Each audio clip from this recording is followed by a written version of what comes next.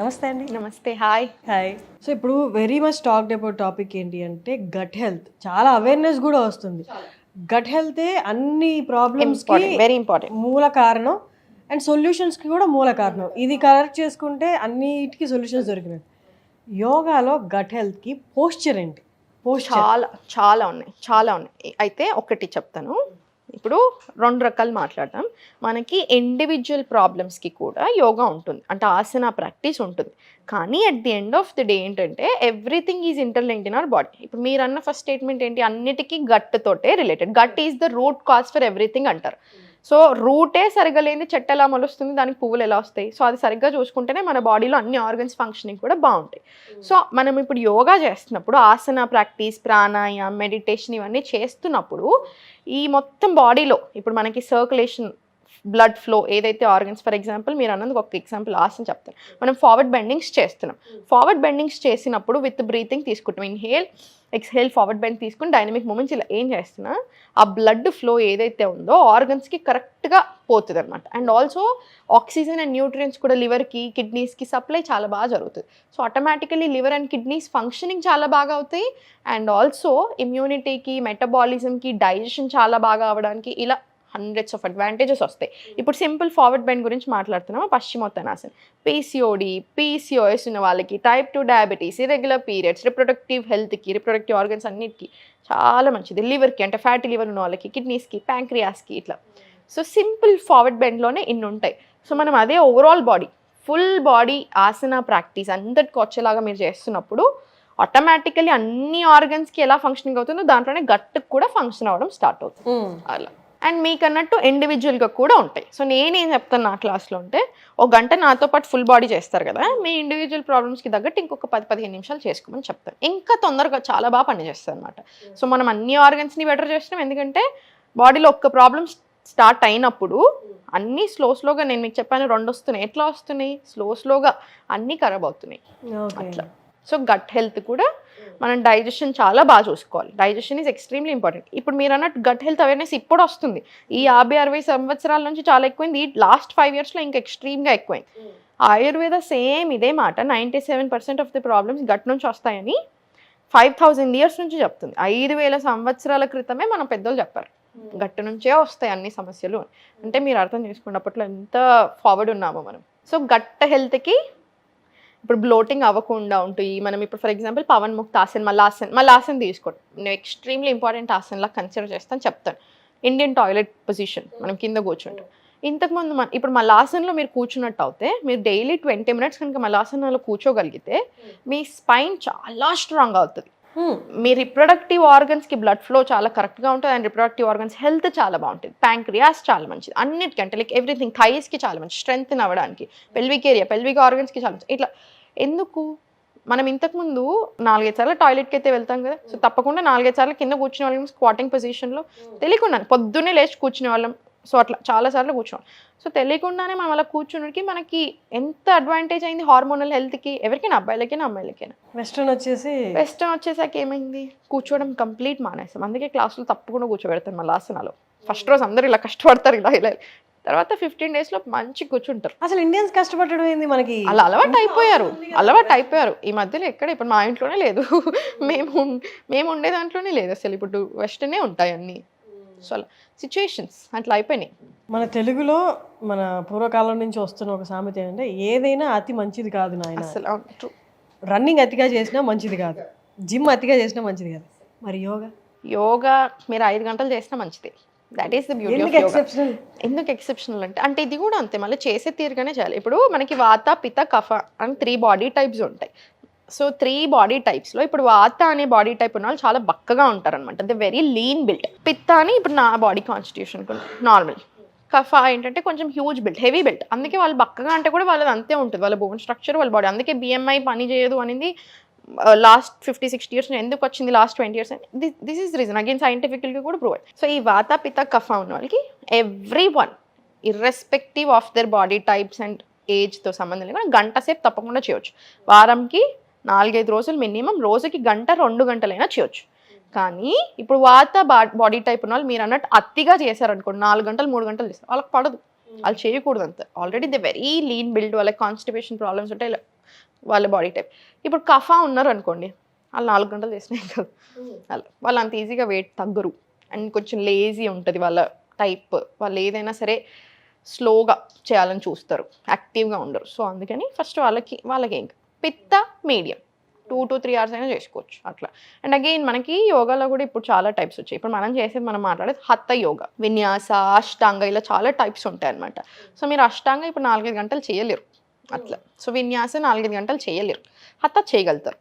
So మీరు హత్త యోగా చేయాలనుకుంటే 4 గంటలైనా చేయగలుగుతారు, గ్యాప్ తీసుకొని స్లోగా చేయొచ్చు కావాలంటే, లేదా ఫుల్ స్ట్రాంగ్గా ఫ్లోస్ తీసుకోవచ్చు. So depending on your time. ఏదైనా బిగ్ ఎయిల్మెంట్, బాడీ ఎయిల్మెంట్, ఇంకా డాక్టర్స్ కూడా చేతులు ఎత్తేసిన ఎయిల్మెంట్ యోగాతో తగ్గించిన క్లయింట్ ఎవరైనా ఉన్నారు? చాలా మంది ఉన్నారు. చాలా మంది ఉన్నారు. బిగ్ ఎయిల్మెంట్ అసలు డాక్టర్స్ చేతులు ఎత్తేసారు. డాక్టర్స్ చేతులు ఎత్తేసిన అనలేం, కానీ ఎన్ని టాబ్లెట్స్ ఇట్లాంటి వాళ్ళు చాలా మంది ఉంటారు. ఎందుకంటే మనం చేతులు ఎత్తేసి అనలేకపోవచ్చు, కాంట్రవర్షియల్ అవుతుందేమో. బట్ థింగ్ ఏంటంటే ఎంత ప్రయత్నం చేసినా ఎన్నేళ్ల నుంచి అయినా తగ్గని ప్రాబ్లమ్స్, ఇంప్రూవ్మెంట్ అట్లా 100 members ఉంటారు ఈజీగా. థైరాయిడ్ 15 ఏళ్ళ నుంచి 20 ఏళ్ళ నుంచి తగ్గని థైరాయిడ్లో మన క్లాసెస్లో 6 months లోకలికి, 1 year లోకలికి, 8 months లోకలికి, 4 months లోకలికి తగ్గించేసాం, కంప్లీట్ నార్మల్ రిపోర్ట్స్. అట్లా నాకు మోస్ట్ మెమరబుల్, చాలా ప్రాబ్లమ్స్తో ఒక అమ్మాయి జాయిన్ అయింది. చాలా ఇష్టం మనం అంటే ఇట్లానే యూడియోస్.